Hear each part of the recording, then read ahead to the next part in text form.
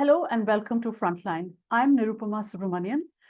Prime Minister Modi has just returned after a bilateral visit to the United States, the fourth world leader that President Donald Trump has met quickly off the blocks of his second term, after the leaders of Israel and Japan and the King of Jordan. The visit has been hailed by supporters of the Modi government and even independent observers as a success, with a CNN reporter even calling it a masterclass in how to negotiate with President Trump. And many have said that both sides have got outcomes out of this visit. Critics have seen it as India surrendering to Trump's show of power. To understand this visit better, with us today is Ambassador Mohan Kumar, former ambassador to France and currently Dean and Professor at the OP Jindal Global University. Welcome, Ambassador Mohan Kumar. Thank you very much, Ms. Nirupama Subramanian. It's a pleasure to be here.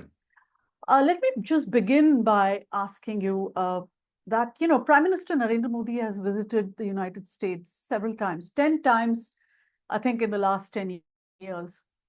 Each time, the welcome was such as to make India and Indians feel that their country is an equal of the US. Many even, in casual conversations, many people in India support the view that, India is now a superpower, not even a rising power, that it has become a superpower.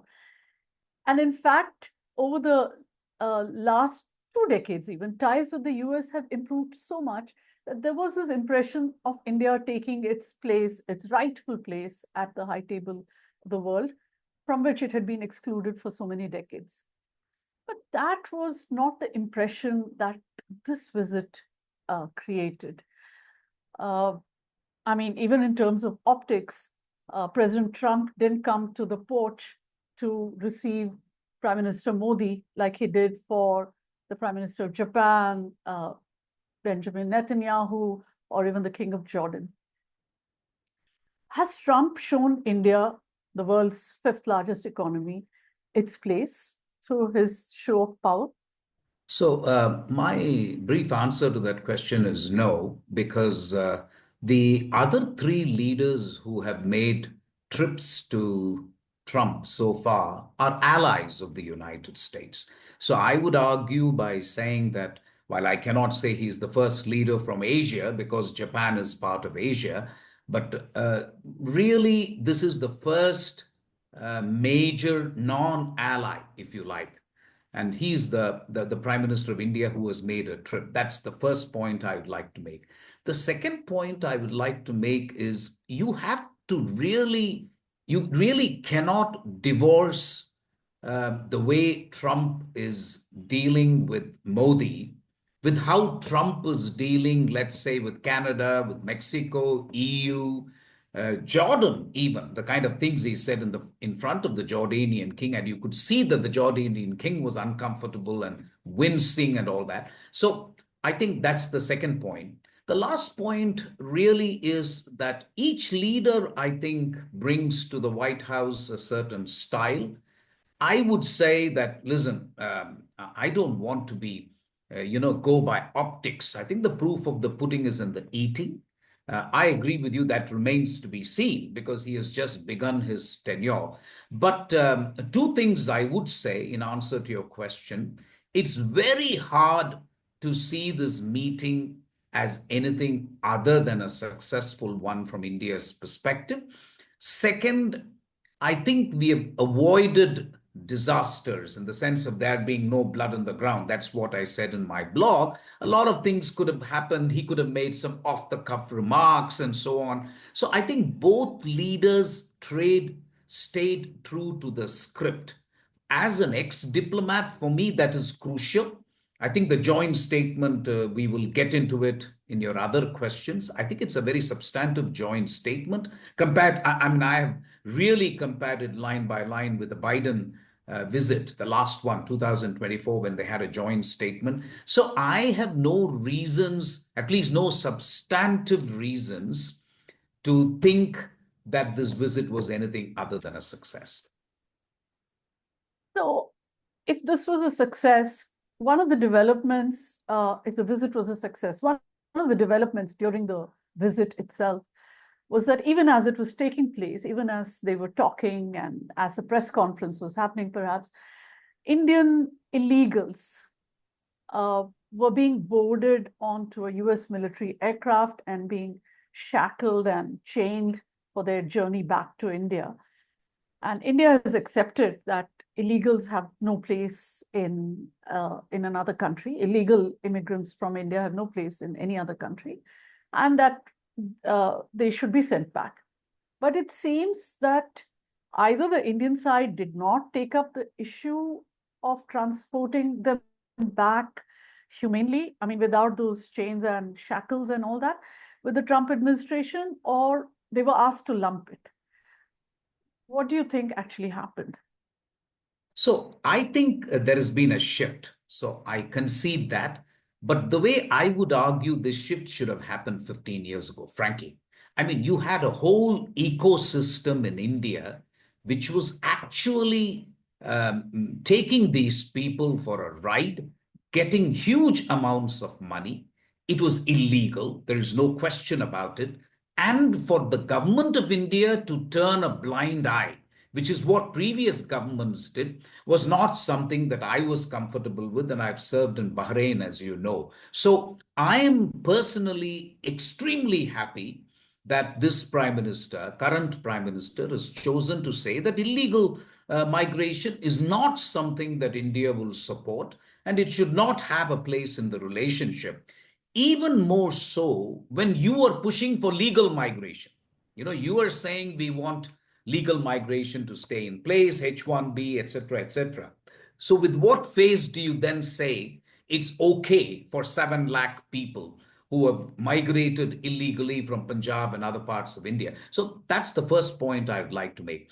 On the issue of shackles and so on, my sense is that if we are being discriminated against compared to other countries, I think we should take it up.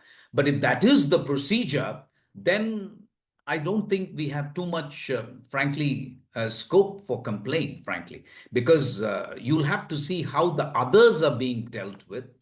And accepting illegal migrants, by the way, I must tell you, is no easy matter, because we will have to confirm that they are Indian nationals. And this was clearly being dissuaded in the past by governments who would tell us, don't do it, let them go. I mean, I've heard this being told to me officially. That was, I'm talking about 10 years, 15 years ago. And that was not right, frankly. I didn't feel comfortable doing it. And the reason given was there was one Pakistani who managed to slip through our net. You see, among all the people that we confirmed, one person from Pakistan, I think, must have told the consular official that, listen, I am from India. And he managed to come in. This was a fact. This also happened 14, 15 years ago. But then instead of tightening those procedures to kind of say that, listen, turn a blind eye and don't bother too much about it, why do you want them back? I thought that was wrong in principle and terrible in practice, because it's not like other countries don't know about it. So I would say, frankly, to your question, that this shift in policy is welcome. This will have a deterrent effect in many people now not spending 50 lakhs and trying to take the donkey route or whatever you call it.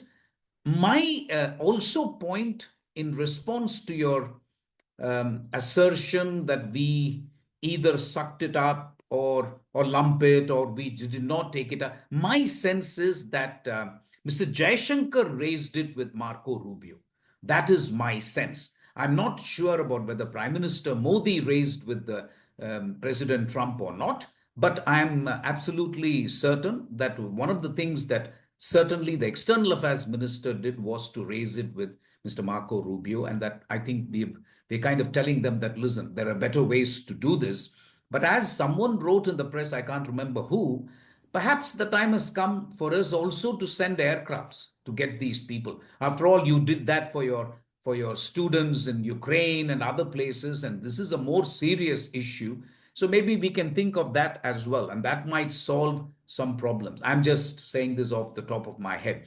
But on the whole, responding to your point, I would say that this shift in policy is very, very welcome. It will strengthen the Indian government's hand when we talk to these countries, not just the US, but other countries, about legal migration. But 2 points here. One is that the whole episode reflects a complete lack of empathy about why these people actually go. They go because there are no jobs in India, right? And they need to better their lives. So it's all right for people like us to sit and discuss that, okay, we should go only on H1B when we have an education, when we go to IITs, when we have some kind of professional qualifications that make us more able to find work, proper work, and a legal route to migrate. But we are, as a country, we have not been able to provide jobs. We have not been able to provide proper education to people, and which is why they migrate. And that is what is completely missing in this conversation. And don't you think that there ought to be a little empathy in how we deal with this instead of saying, let's crack down? I mean, it seems to me that we are treating victims of a particular system uh, as the criminals, as somehow responsible for their own fate. And that is not that doesn't leave a good taste in the mouth. I agree in principle, but it's hard to have empathy for someone who spends 50 lakhs, because you could very easily open a shop or do something with that 50 lakhs and be an entrepreneur, because you were really, rigging and gaming the system at both ends. So I don't have sympathy because of the 50 lakh factor. And you might say they sell land and they sell the family silver, but that is their choice. So I have no sympathy. If you have somebody from Kerala or Telangana working as a maid in the Gulf, I would have more sympathy for obvious reasons. That is a different issue. This is a far, far different issue. Many of them have called their relatives in Punjab and told them, excellent news, I have been picked up by the American security or law enforcement. Now I will get asylum. That is absolutely unacceptable, Nirupama. Because when somebody seeks asylum, the only way you can justify it is by saying, my life is under threat in Punjab. So that is unacceptable to me. I think the two factors that make it unacceptable and perhaps difficult for me to have empathy is the 50 lakh factor. And the second factor is a lot of them will seek asylum. And that for me is virtually telling the government of India that you cannot protect my life and therefore I am going, which between you and me is a lie, because none of these people have any threat to their life. So I think it's a complex phenomenon. I agree with you that there are some strong push factors from India, but also please, when you empathize with them, empathize also with the American government. Why do you think they should take all these people from India? Then Africans will start saying, why don't you take me? I have no jobs. So this business that I have no jobs and therefore I need to get out and that it is my right to bend rules and go somewhere as an economic migrant is a difficult argument in the best of circumstances. But in the world in which we live, there is clearly an anti-immigrant sentiment. And you know this in the West. I think it becomes unsustainable. That's just my personal view, by the way. Well, I mean, there could be, I don't want to argue with you on this, but I just want to make the point that um, the US is supposed to be the land of the free, and everybody is a migrant there. And it is built on the work of the labor of migrants. So obviously there is an expectation of a welcome, which is no longer there. As you're saying, the world is now loaded against migrants, even legal ones. Not for illegals. We will see what happens to legal migration. But illegal migration, most certainly, neither Europe nor America is going to be welcoming. So that actually brings me to the second point about this briefly. There's no mention, really, no specific mention of legal migration. They agree in generic terms about mobility is required, or mobility of professionals is required, and education and skilled labor and so on. I mean, in very generic terms, the the joint statement lays out some kind of acknowledgement that there needs to be some migration, but there is no specific mention of H-1B visas. Is that troubling? Is that a sign of some kind of ambiguity over this on the part of the US? Because within MAGA itself, Make America Great Again, within that lobby, there is a division between the people, between the techie groups led by Elon Musk and the others who disagree that, you know, even this skilled labor is is required in the country. So two ways in which to interpret this from my perspective. One is that, as you rightly say, there is a full-fledged debate going on this issue. So you don't want a red flag by putting it bluntly in a joint statement. So if I was the minister or the secretary, I would be quite happy if there is an informal commitment given to me saying, we are the largest recipients of H-1B. You know this, the world knows it. And if we can maintain that position, that's fine. I don't want any guarantees in writing, especially in a joint statement. So that I wouldn't insist on that. The second thing I would say is that I think there is a view in India as well that how much political capital do you want to spend on H-1B? You made this point in response to another issue that we discussed, which is people go study in IIT, they take care of themselves, they go and, the question that is now increasingly being asked in India, we don't want to stop that. By all means, go if you have to. But how much capital should the government of India spend on getting these IITians to the Silicon Valley?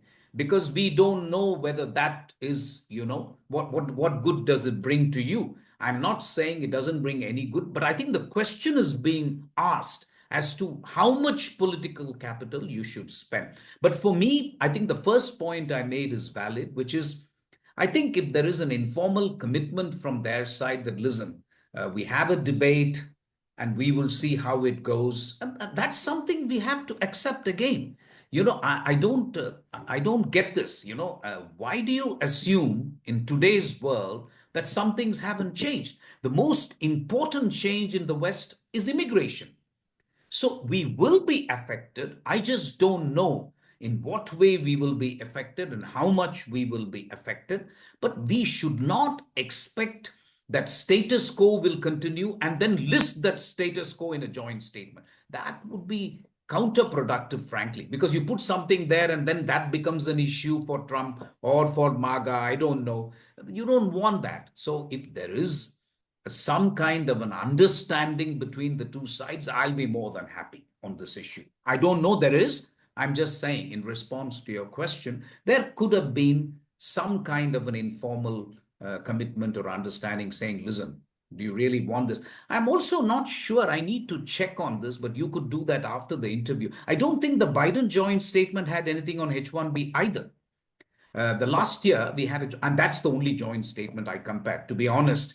But somebody will have to see the last three joint statements. I don't remember seeing a H-1B reference in the Delaware summit when PM went and they had a bilateral meeting and a joint statement was issued. I don't think there was anything on H-1B either. There might have been something on immigration, I'm not sure, but nothing on H-1B. To your point about political capital, I just want to say that for a government that has made the Indian diaspora in the world, in every country, it's an extension, really a political extension, a diplomatic extension, if you can call it that. For a government like that to be pushed back on an issue that by governments around the world and the US right now, on an issue that hurts this diaspora, is then something of a political setback. I think that is where this question of political capital, how much political capital should we actually expend, is a question that probably the government we'll have to take a call on. But going ahead on this interview, uh, what would you say were the main takeaways from this visit, and how different in form and substance? You say you compared it to the Biden joint statement during the Biden administration, the last one, the last bilateral meeting, and how different is it from the previous Trump administration? So I think the word, the acronym, they seem to be fond of acronyms. So there are a whole lot of acronyms in the joint statement. Yes. But the acronym that is apt in responding to your question is perhaps compact, catalyzing opportunities for military partnership, accelerated commerce and technology. And anybody, just a glance at the joint statement will tell you that the three priority areas were defense, commerce, and technology. I would say that in comparison to Trump 1, at least, definitely Trump 1, the leaders have said that the US would expand defense sales, and that's fine because they always seek to do that. You know that, I know that, and co-production with India.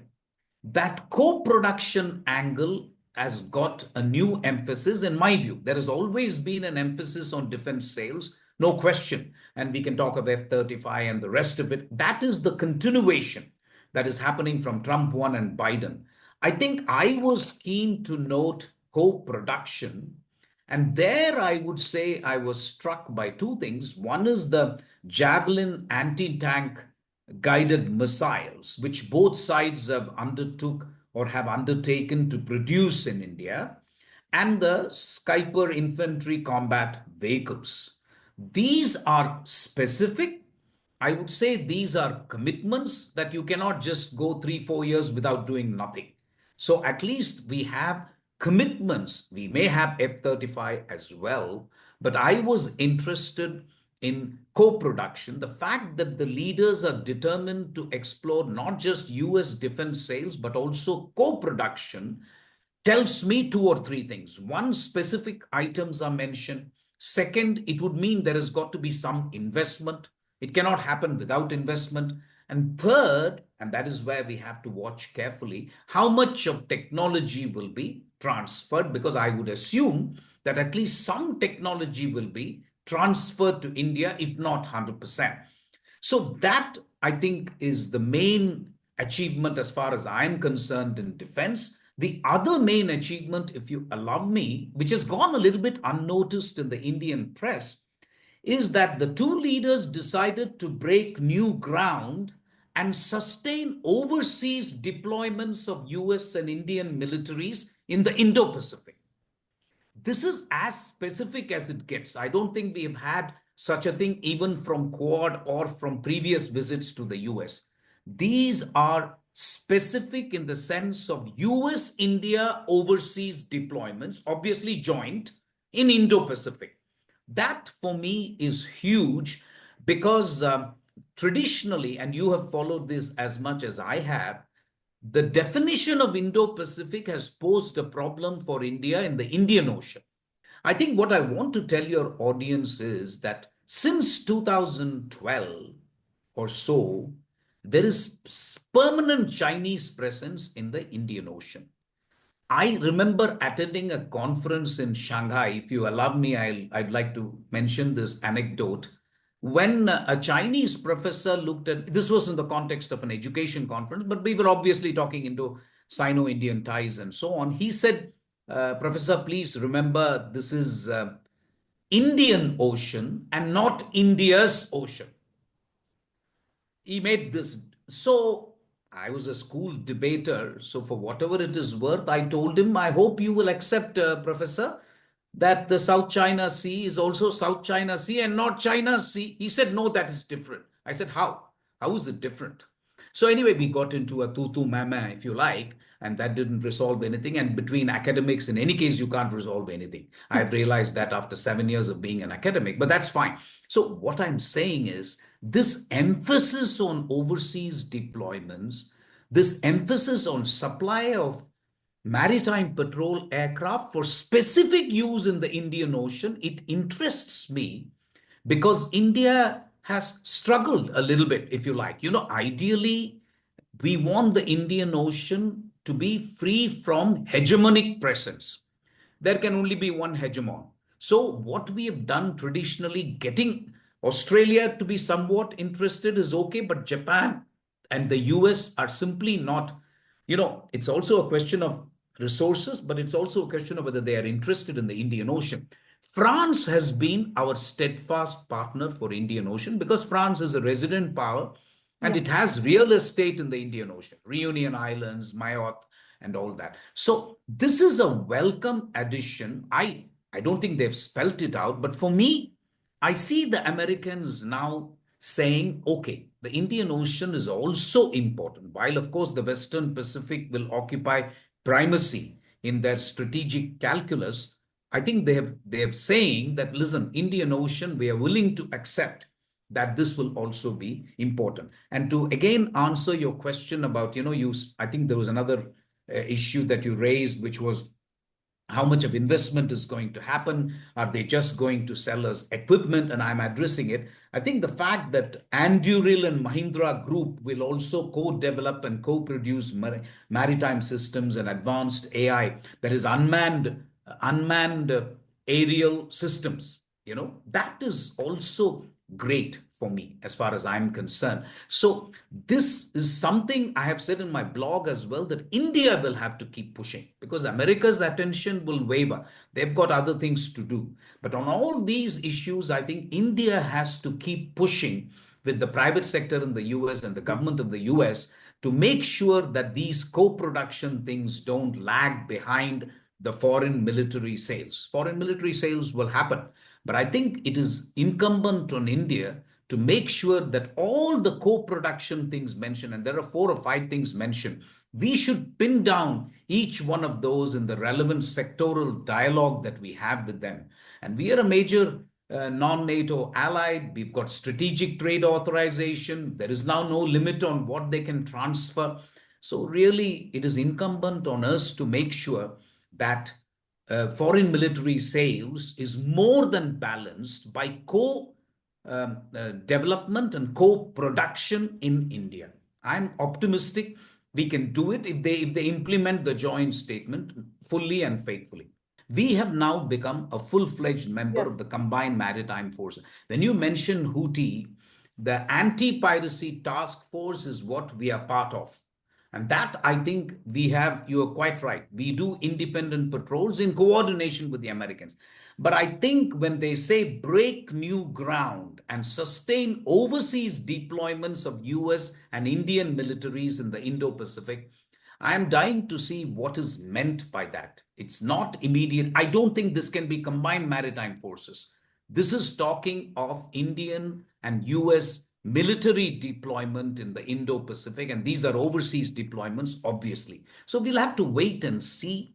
But if that happens in the Indo-Pacific and especially in the Indian Ocean, I'm happy because that is an area, and I'm putting it to you quite bluntly, we simply do not have the naval firepower to dominate the Indian Ocean. As you know, the Navy receives the third funding after the Army and the Air Force. So we are not capable of doing it. We need external balancing. We need other powers. France helps us. And if US can also help us, I see our hand being strengthened in the Indian Ocean. That's all I'm saying. So how does that play with our own relations with China, as well as what Trump has been saying on China? At the press conference, he was very effusive, if I may say, about his earlier relationship with President Xi Jinping. He said we used to have a really good relationship, and then COVID happened, and then he expressed this whole desire to, that China should mediate, should help end the war in Ukraine, and that he would mediate between India and China. And then there's this commitment to Quad. I mean, the renewed commitment to Quad, as you mentioned in the joint statement. So all this mixed messaging, how is it going to help India, if at all, in its relations with China, where you have achieved a kind of a détente, if I may call it that. I don't know if it's too big a word, but here we are trying to mend relations with China, and here's this new security dimension that has been brought in. So how will that play out? So that's a tough question to answer because we don't know how Trump is going to deal with China. Frankly, I don't know. That has not played itself out. But let me make two broad points. One is that Trump's relationship with Russia as it is evolving, it enhances India's strategic space. No question about it. Whatever happens, it's clear to me that that will enhance India's strategic space in terms of whatever we are doing. There will be less pressure on us to do this and do that and so on. However, as you rightly hint, how Trump deals with China will have a very profound impact on India's strategic options. So there are three possible outcomes, and obviously each outcome will impinge on India's strategic space differently. One outcome is that Trump himself is speaking is giving out very mixed messaging, but he's got so many China hawks and he's going to proceed with the tariff war. And then that can very quickly deteriorate. And you have seen the recent incident of the American State Department web page, which does not make a reference to America not supporting the independence of Taiwan. This has been removed, and China has objected very vehemently, saying that this is not on because you're changing. So I see one option, which is that relations between US and China will get much worse before they get better, and that by definition will strengthen relationship also with India, not because India sees it in that sense, but there is a good part of the US which sees India only in the prism of their ties with China, the State Department, and whatever else you call it, deep state or whatever. So that is one possibility. The second possibility is just status quo, which is they both keep sparring. There is no chance of a grand bargain, and therefore we continue. So this too will not make a very big difference to India's strategic space, and we continue like nothing happened. The third possibility is the one which could worry India, because supposing there is a grand bargain, and if you ask me what is a grand bargain today, I'm sticking my neck out. I'm not saying this will necessarily be true. The grand bargain I can think of, which I've hinted in my blog, is that we have three different spheres of influence, with the US definitely wanting to dominate the Western Hemisphere and the Western Pacific, leaving Russia its own sphere of influence in parts of Europe, which is to be decided by the negotiations, and we will see how that turns out, with China having its own sphere of influence in East Asia. So Now, G3. So G3. correct. So South Asia, I have argued, is not important enough for either of these three big powers, frankly. So they are quite happy to leave it. But I have said that if China gets its own sphere of influence and accepts it, that will in itself create massive detente between US and China. It leaves China with an opportunity to be assertive on our border and to be assertive in our neighborhood. So I would say the third option, where there is whatever the grand bargain is, if it is not spheres of influence, it could be something else. So I can guess your question, or I can read your mind. What does India do? I think India will then have no choice except to take, I wouldn't go as far as to call it détente, you're quite right. I would call it a thaw in the relationship between India and China. We will have to now do strategic hedging, keep our options open. You take the thought forward to the extent you can.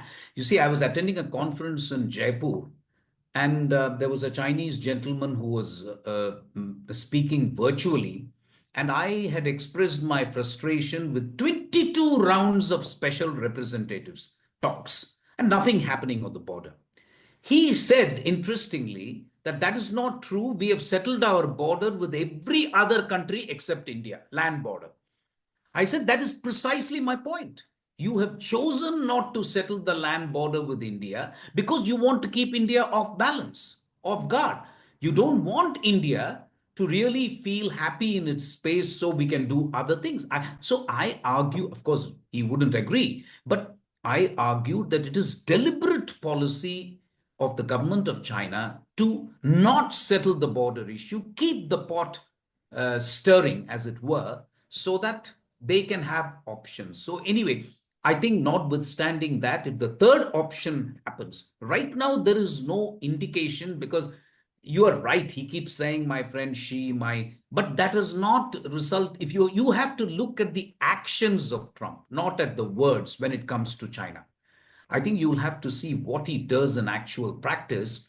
And if that happens, then I think India's strategic space, which it gains because of Russia's improvement of ties with US, may get cancelled because of US rapprochement with China. We will see. And in which case, we will have no choice except to hedge our bets by, of course, quadrilateral will remain. I still think there will be a distinction between the maritime sphere and the land border. Our problem will be the land border. I think the maritime space, it's very clear to me that quadrilateral, security dialogue, there is solid commitment from the Trump administration. He has openly said, I'm the one who made the Quad, to the summit level. That's what he has said in a press conference. He said, I'm the one who upgraded it to summit level. And I'm quite happy for the quadrilateral to continue to do. And I've also, last point, if you allow me, I think it is wrong to say the quadrilateral grouping is not a security grouping. I have argued that this is non-traditional security. It's not guns, it's not artillery, it's not tanks.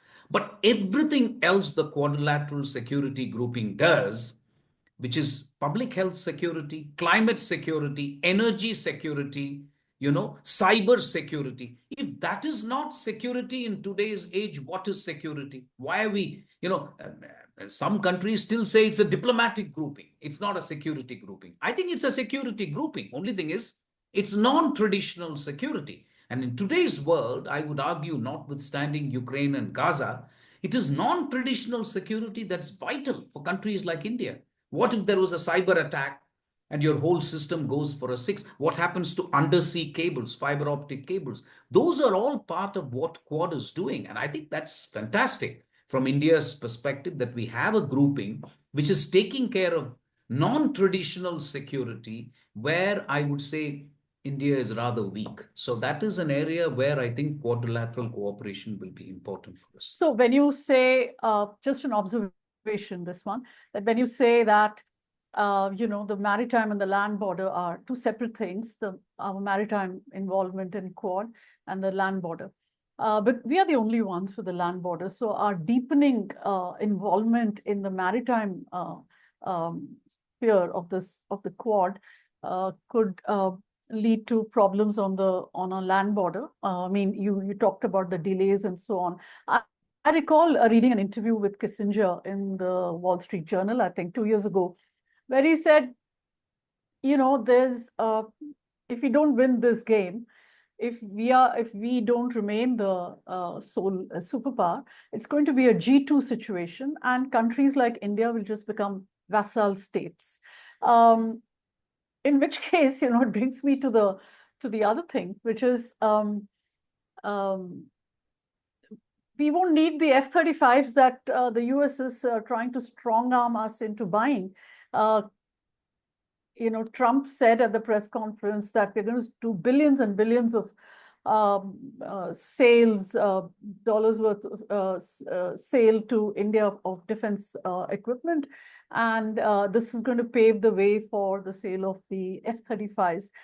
You were ambassador to France when the Rafale deal was concluded in 2018, if I'm not mistaken, 17 or 18.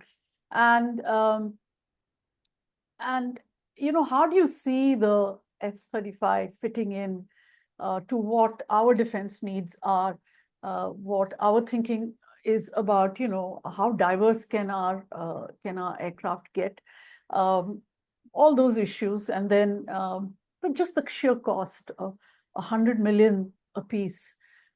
If you buy 114, that's going to be, upward of $1 billion. Look, So yeah, look, where's all this heading actually? so look, we've, I think, conveyed to France, and I'm very sure, I know we have conveyed to France, but I can't say whether we have conveyed to the US that in the medium to long term, just a buyer-seller relationship is not sustainable. You're quite right. These are expensive. But if you ask your ultimate clients and consumers, they are arguing we are massively short of aircrafts. That's the problem. You talk to somebody in the Indian Air Force, they will say, please buy everything. We need it. Now, whether it is exaggerated or not, I don't know. I would like to take them at face value. And they talk of, really the need for, I don't know, 5, 6 battalions more and so on. So viewed from that perspective, subject to whether we can afford it, and I'm not in a position to say that, I don't know how much of funds is available. I think this is not a bad thing. And I'm always of the view that neither should we put all our eggs in the American basket, nor should we put all our eggs in the French basket. It's good to have options. That's one. The second thing I would say is that if in parallel they can give us a way out of producing these things eventually, then I think that is good. For example, one of the discussions, the trilaterals have become very important, Nirupama. The France, UAE, India, France, Australia, India. And I also see a very, very important statement, which again has gone unnoticed, which is that both India and the US have said we need plurilateral partnerships and we will look at those partnerships in the context of Indo-Pacific. I like that because for Rafale, for example, I have made a proposal it was obviously track two. I was not ambassador. I'm no longer ambassador. So it was in Abu Dhabi. And I made a point that perhaps UAE can provide the capital and France can provide the technology, and we make the Rafale in India, not just for the Indian Air Force, but for UAE, which is a big consumer of Rafale.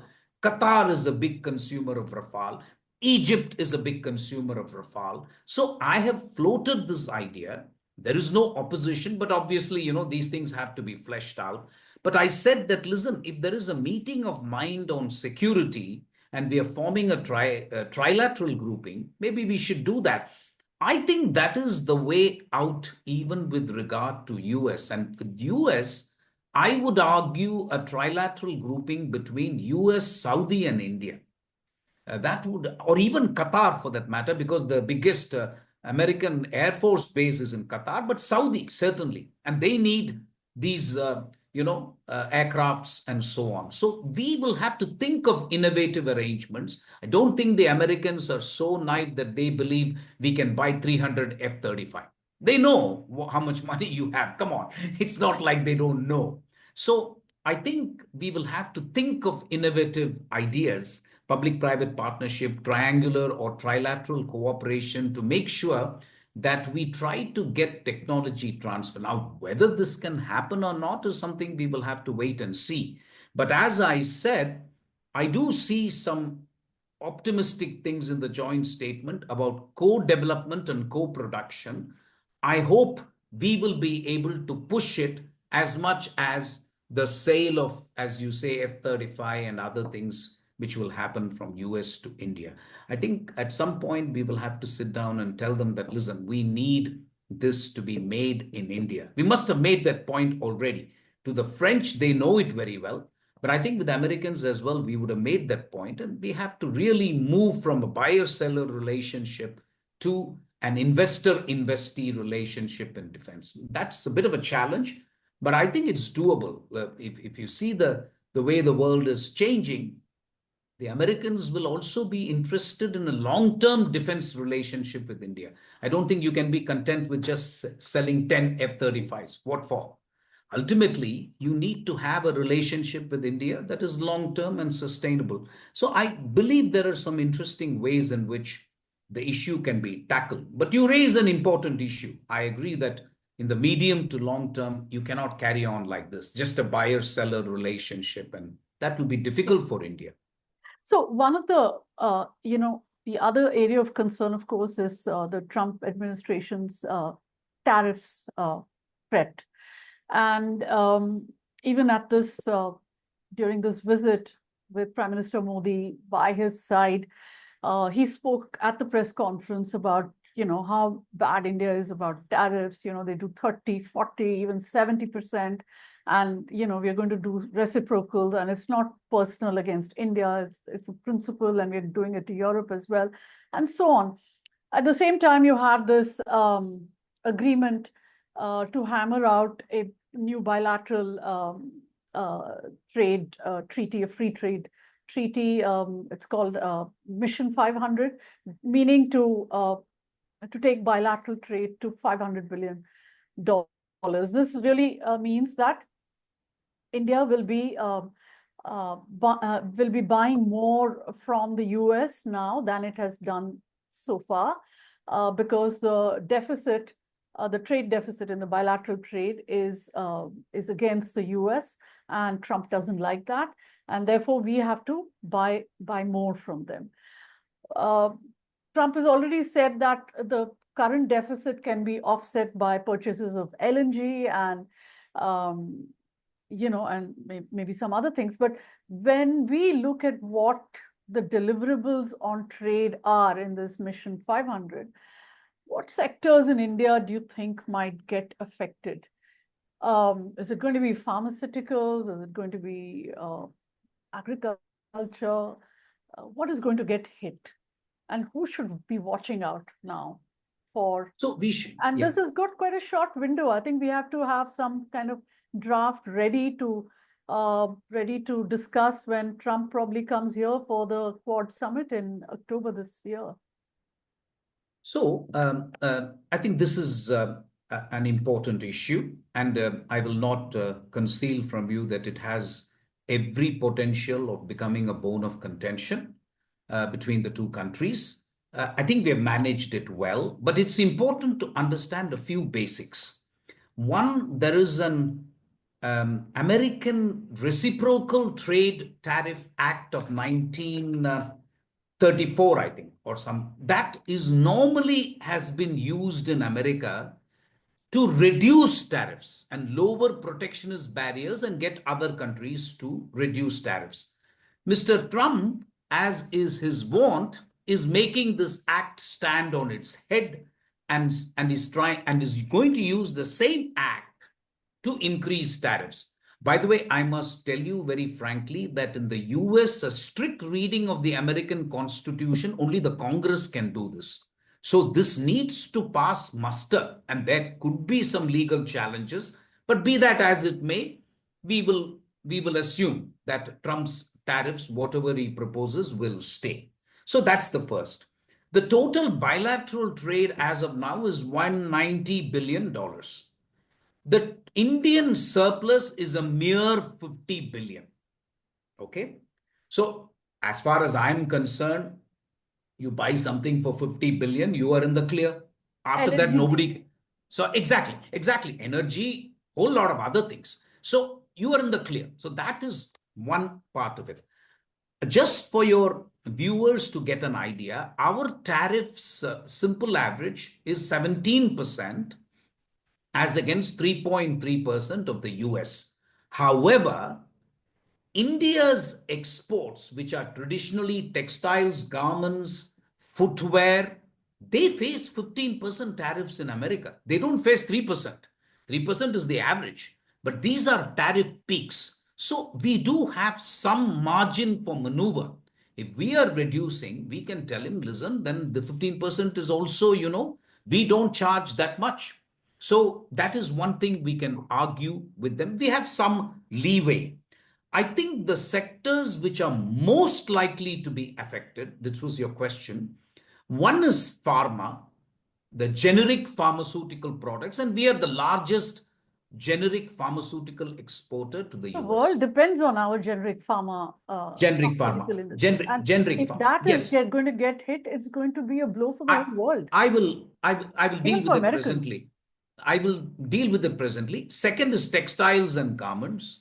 And the third is steel. These are the three sectors to watch for. I put it to you that pharma will be the most difficult one for Trump to touch because Mr. Elon Musk and others, as part of this DOGE, are trying to reduce the cost of American government. Their healthcare system, some people argue, is highly dependent on generic pharmaceuticals from India. So I do not see the pharmaceuticals being hit with a tremendous duty. That's my first point, because there is a certain dependence there. Cost of living is involved, medicines are involved. So I think that's the first point. You However, underestimate the power of money on the Trump administration. no, even the What power of money. what See, millions? so What is so so Nirupama, why do you think he gave them a 30-day reprieve to Mexico and Canada? The stocks reacted negatively. So if the Wall Street stocks react negatively, then nobody cares about money. The only reason why Mexico and Canada have been given a reprieve is that the stocks reacted very badly. And the moment he said 30 days, the stocks rebounded. He is a person who believes ultimately the stock market and the inflation. This is what an American negotiator was telling me in Jaipur 3 days ago, that listen, he has got a 2 year window because we will see what happens in the midterm elections. But before that, he says the one thing that he cannot afford is inflation. So I think we will be okay on pharma. Textiles, I am not so sure at all because that is a problem. And we will have to wait and see what happens to textiles and garments. There are people here who feel that even an imposition of 2 or 3%, we will be able to survive in the American market. Unlike the EU market, where Vietnam exports textiles at 0%, and Sri Lanka and Bangladesh have got concessions, American market, India is broadly fine. So we may be able to survive. Having said that, two areas where I have serious concern. One is agriculture, where the Americans have a duty of 4% or thereabouts on agriculture products entering America. India has 39% tariff, which is actually an average. So in some cases, it can be more. Agriculture is an area which will be difficult for any government in India to handle. So we will have to get a carve out. Otherwise, we will simply have to accept the reciprocal tariffs which have been imposed on agriculture. So agriculture is a problem. Second would be in areas like steel. It's not the big steel manufacturers who are a problem because they can handle it.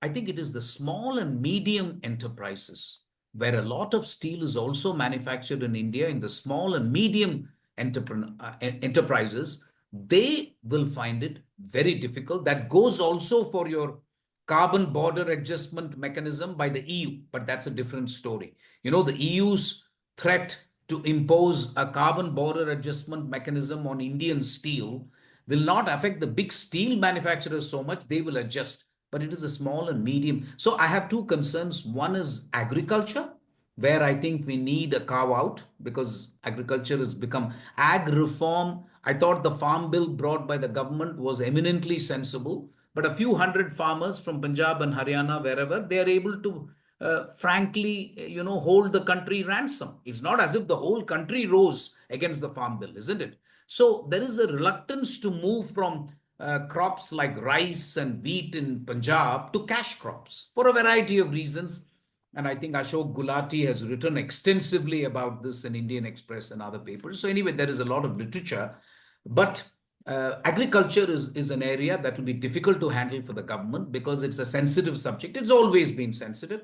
and the other one would be small and medium entrepreneurs. So we will have to see what happens to the tariff thing. I want to de-link this issue, though, with the idea of Mission 500. Mission 500 is about reaching 500 billion bilateral trade by 2030.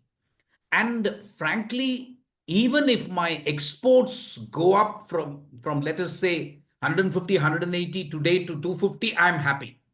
If he what he wants is balance, then it must be 250, 250, because Mission 500, 2030, 250 billion imports and 250 billion exports. Let's assume that current trade is 190 and there is a trade surplus for India for 50. I'm okay if it is 250, because my exports to America will still have to rise. So that's the way I see it. I still think this business of getting equality with every country goes against the principles which were laid out by Adam Smith, and it's not sustainable. But anyway, we are in that world now I mean, where the whole point he's of WTO and was this, right? I mean that it can't be, tariffs can't be unilateral and they have to be negotiated. And then there's carve outs for less developed or developing countries. So in that sense, he's taking a hatchet to all of that. But India, by if I may say so, by sort of meekly agreeing that okay, all this is kosher and we'll do what you want, um, is also sort of letting go of its leadership in this respect, right? I mean, as the leader, as an aspiring leader, or as a leader of the global South, you ought to be making a little more noise about this, isn't it? I mean, you're just hoping that nothing will happen to you, that you're so scared of speaking out that Mr. Modi can't even say anything while Trump actually denounces India right in front of him. Now, I respectfully disagree, because China, with 18% of world trade, is not able to do anything. You, with your 2% of share of world trade, want us to speak loudly? I mean, this is not UN. UN, you can say what you want. You can say you are the world's largest democracy, the biggest country. In trade, please understand, the only thing that matters is the color of money.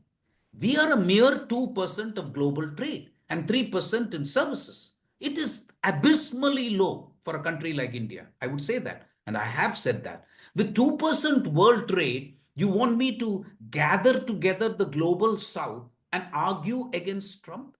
That would be very foolish. Look at what China is doing. They are the ones who should be arguing against it. But China, in the Trump 1 administration, whenever it got slapped duties, they went ahead, violated WTO, and slapped reciprocal duties. That is what every country is going to do. So, your question about what is happening to the WTO, my simple answer is I think we are seeing the end of the WTO in its current form. I'm not saying the WTO will be finished, so I'm choosing my words carefully. WTO as we know it is finished. And what do I mean by as we know it? Trade hitherto, international trade hitherto, has been MFN based, most favored nation. What is most favored nation? Exact opposite of what Mr. Trump is proposing now, because there is only one MFN rate that America is allowed to have. Let's assume that America says, I want a 5% duty on ethanol coming into US. That 5% will apply to Brazil, it will apply to India, it will apply to any country in Africa. What he is proposing now is country by country, the tariffs are going to be different. It is the very antithesis of MFN as we know it. This has been happening for some time. I'm not saying Trump is the one who started all this. I think it began long back. And then now the major players, that is US, EU, China, for me, are the major players of the trading system. You could also include Japan.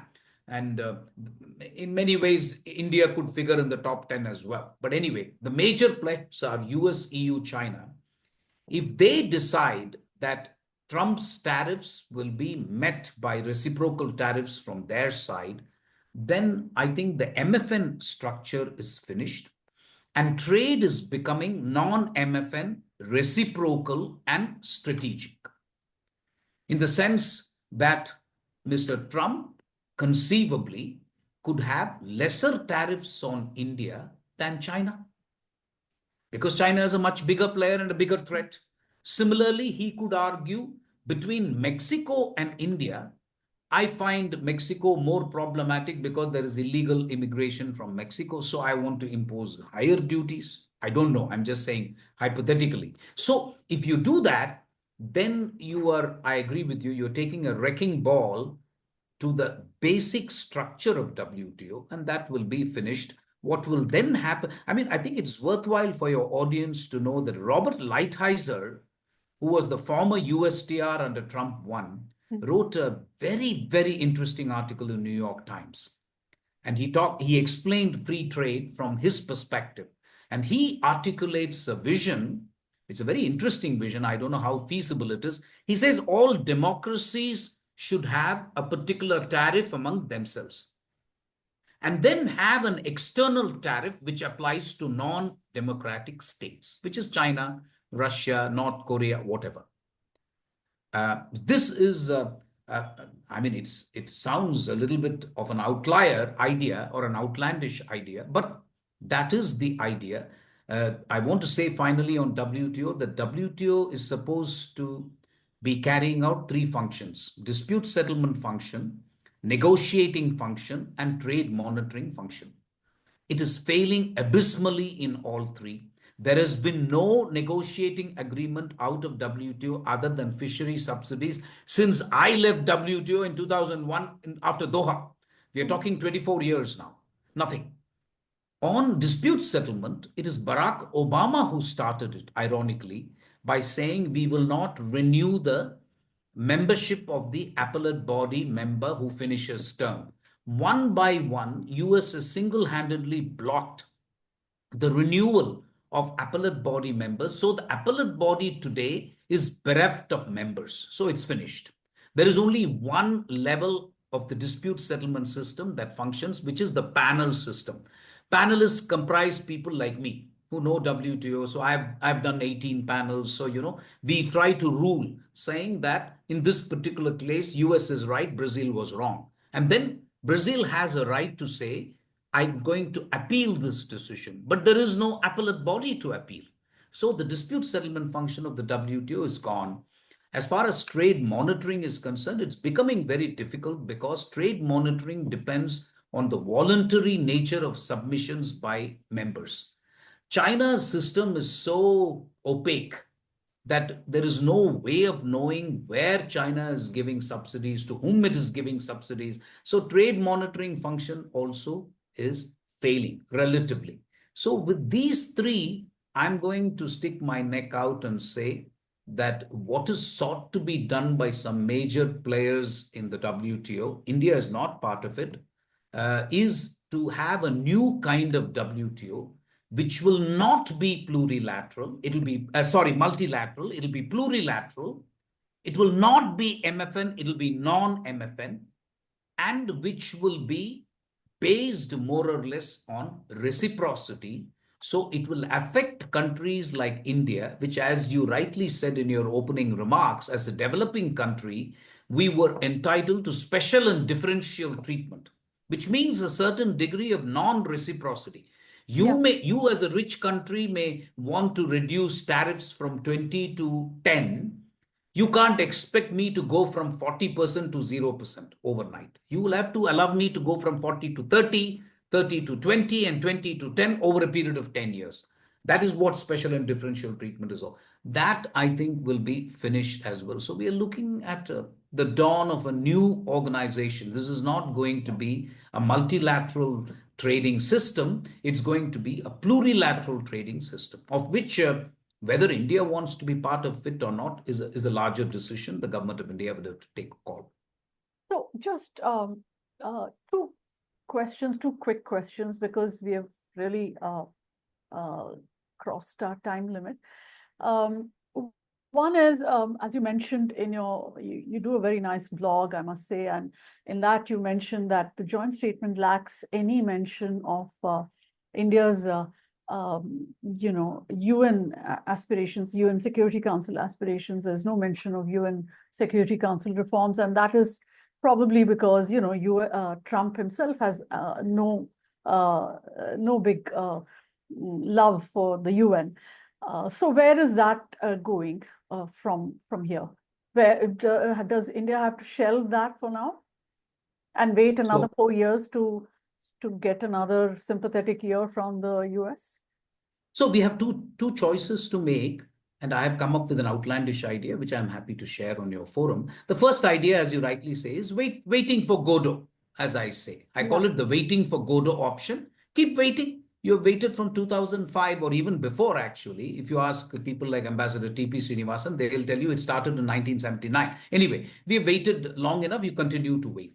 I have suggested, it's an outlandish idea, I'm the first to admit it, that India must start with a few like-minded countries in the West. And there is a reason I say West. And establish an international peace and security forum. We will not call it the UN. We will call it an international peace and security forum. For now, my membership, which is open-ended, would be US, EU, India. I would include UAE and Saudi, and I would include Japan and Australia. This is my membership where we get together and at least start discussing the major security issues of war and peace. Now, by mentioning war and peace, my way of signaling is to tell the world that the UNSC is dead for various reasons. And there are some countries like China, but also others, which oppose vehemently India's membership of the UN Security Council. You know that. So if we can convince the Trump administration, if not post-Trump, but I think there is now a case for setting up a forum de novo, because the UN is, I think, is incapable of reform. There will always be some coffee club and uniting for consensus. There will always be a problem between Nigeria, South Africa. Now Egypt has thrown its hat into the ring. So Africa group is unable to make up its mind. Always there will be issues. So I think India should start a very, very informal forum of international peace and security. I only made this proposal, by the way, 3 days ago. So you are the second forum in which I made this proposal in Jaipur 3 days ago. I genuinely think there is nothing to be lost. As you rightly say, what is the alternative for India? Keep waiting. And that doesn't make sense to me. You keep your claims in the UN and do whatever you like. But I think if we start this, countries will start taking note that, okay, something is happening. And I think we should keep it open-ended and decide which are the players you want it to be, and start by discussing the common problems of security in the world. There are enough problems to discuss, isn't it? So I would, easier said than done for me. I'm retired. I'm not part of government. So I'm appreciative of all the difficulties that we will have. But if you can get 5 players, US, EU, India, maybe Japan, Australia, you will suddenly see traction will gain. I'm 100% sure there will be traction, but getting these players is a lot of convincing that India has to do. But Japan, I think, will see merit because Japan is also excluded. Maybe we should think of including Brazil as well, and Germany as well. So then we can see where it goes. But start doing something. I think enough of just beating our chest and saying nothing is happening, nothing is happening. Why, if nothing is happening, why do you want to have anything to do with the UN? It's fine. You do what you have to do. But I think we should seriously start thinking of alternatives now.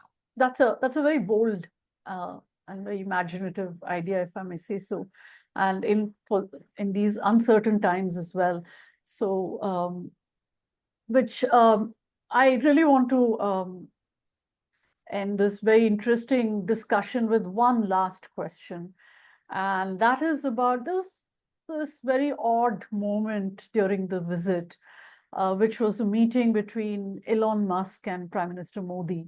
There was a full delegation on the Indian side, the NSA, the foreign minister, the foreign secretary, the ambassador, and so many others. And on the Musk side, it is family, kids, partner, and nanny. As an Indian diplomat who served India for 40 years or so, what does that image say to you? To me personally, it spoke of this huge power differential that India has with America, with even an American billionaire who now seems to be running the show in that country. How did it look to you? Did you ever encounter something like this in your years of service?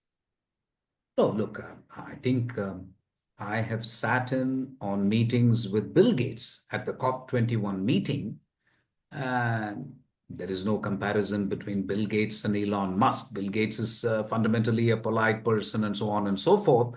But that was not very different as well. What I want to say is as follows.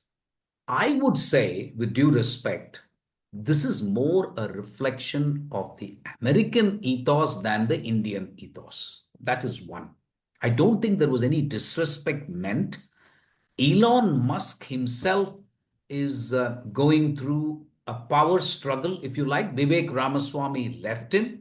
He is now the only person who calls the shots on DOG. I'm also unclear as to whether he met Prime Minister Modi in his capacity as DOG or as Elon Musk of Tesla. This is where we Which is have why that hope. whole delegation on our side, Yes. they're looking a bit uncomfortable as well, because No. I agree with you. they're The optics looks strange, but I'm only saying that reflects badly, or it reflects on the American ethos, not on the Indian ethos. We have to come ready for all discussions. If he decides to come with his kids and nanny, that is his prerogative. So that is one. The second, I think, is also that there is a bit of a power struggle going on there as well. I mean, a lot of, I don't think Trump would have liked very much the image of Elon Musk on the cover of the Time magazine, for example. So there is that to keep in mind. My sense would be that we were fully prepared to discuss Tesla. It couldn't have been about DOG because, frankly, what yeah, have we got to do with DOG? that's Nothing at their all. internal stuff. It Yeah. is there in absolutely. So that I think maybe he didn't want to discuss Tesla.